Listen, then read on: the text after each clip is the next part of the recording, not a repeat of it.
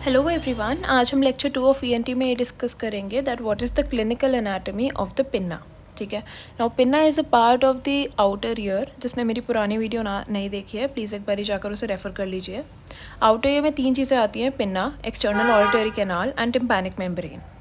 तो सबसे पहले हम ये देखेंगे कि ये एम्ब्रियोलॉजिकली कौन से आर्चेस से बनता है। It is made from the first arch and the second arch. ठीक है। अब ये देखते हैं, जो भी मैंने ग्रीन से हाईलाइट करा है that is the helix part. इसके ऑपोजिट में आप खुद एक बारी फील कर देखिए, एंटी हीलिक्स होता है। उसके बाद जो सबसे नीचे वाला, जहाँ मोस्टली गर्ल्स पियर्सिंग करवाती हैं, वो होता है lobule of the year. Tragus और एंटी ट्रेगस हम फील कर पाते हैं, जिससे हमारा ईयर कैनाल बंद होता है, वो ट्रेगस होता है, और उसके ऑपोजिट एंटी ट्रेगस। अगेन एक बारी रिवाइज करते हैं, ये हीलिक्स आउटर मोस्ट पार्ट, उसके ऑपोजिट एंटी हीलिक्स, ये ट्रेगस, और इसके ऑपोजिट एंटी ट्रेगस, एंड सबसे नीचे लॉब्यूल पार्ट। ठीक है। नाउ हम बात करते हैं लॉब्यूल की।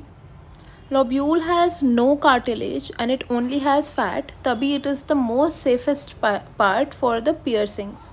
ठीक है। अब अगर हम नॉर्मली ऊपर वाले कार्टिलेज में, हीलिक्स में पियर्सिंग करवाएंगे तो इन्फेक्शन के चांसेस बहुत ज़्यादा बढ़ जाएंगे।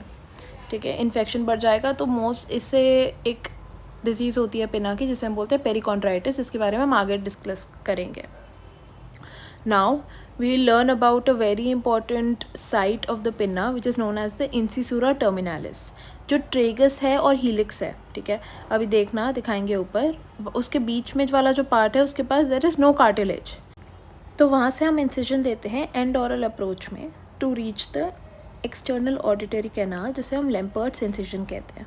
अब ट्रेगस और हीलिक्स के बीच में there is no cartilage area, जिसे हम बोलते हैं इंसिसुरा टर्मिनालिस। Thank you.